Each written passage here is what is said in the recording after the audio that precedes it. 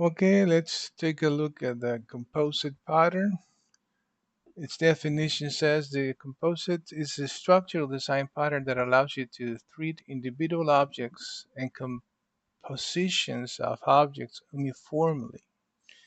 It organizes objects into a tree structure where both simple elements and complex groups implement the same interface. And let's see it here. You got a parent and a child 2, and child 3, and child 4, child 6. So basically, all of them implement the same interface. They are very similar objects. There is a little difference. I'll show you in a minute. So this is a tree structure, right? And you can use it also when you are creating a menu and submenus, and when you're working with a file system, folders and files, a company organizational chart, a menu with submenus, a tree with branches and leaves. The key idea is that you can treat a single element in a whole structure in the same way. So a file and a folder basically is the same, but with an additional method in the folder. Let's see it in the code. But before, let me read you a little bit more. The client works with the component interface. It can receive a leaf or a composite. If it is a leaf, execute directly. If it is a composite, delegates to its children. The structure is traversed recursively. Oh, let's see the code. Well, I got the code here where what you can see is that I have a class called Composite Controller.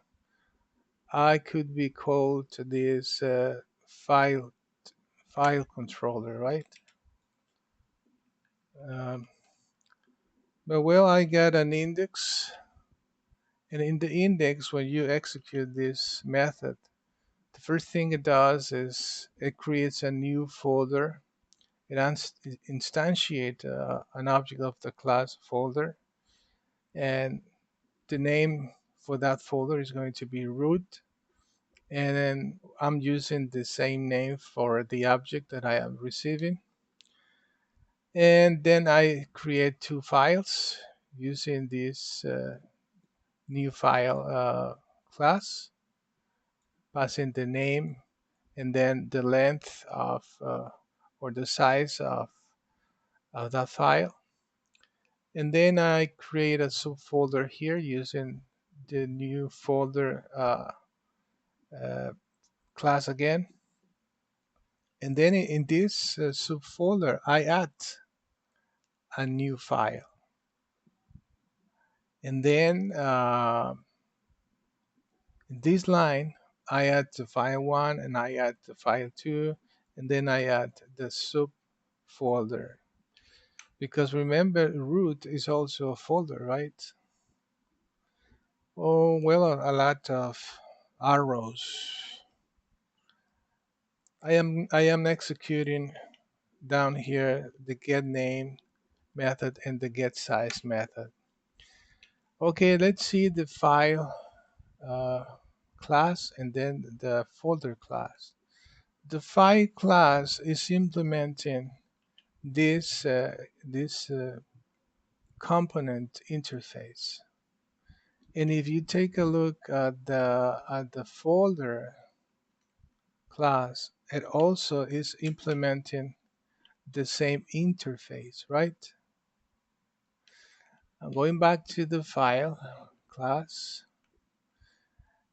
Let's say that this class, it only has a constructor name, size, and it has two methods because it is implementing this interface. This is all what it has, but the folder has also these two methods, but it adds another method called add. You know, this method does not belong to this interface. This method belongs to itself. So it is forcing you to pass an object of the type component, which is this interface. And actually, what you're doing here is that you are passing files, and you are storing those files here because a file is a child of a folder, right?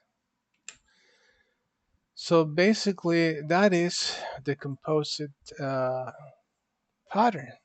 You have two elements, two classes that are implemented the same interface, this interface. So they behave like the same, but one of them is including another method. This time is called add, to add files.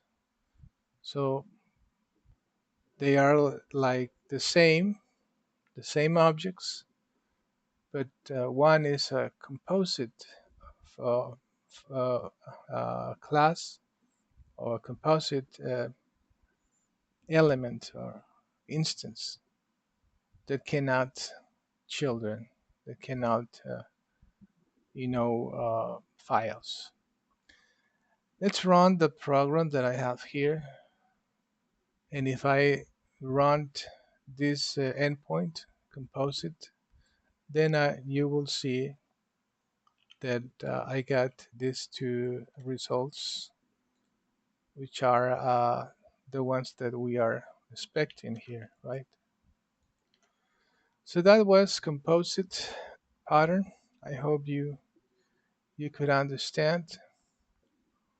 And please like the video, and I'll see you next time. Thanks for listening.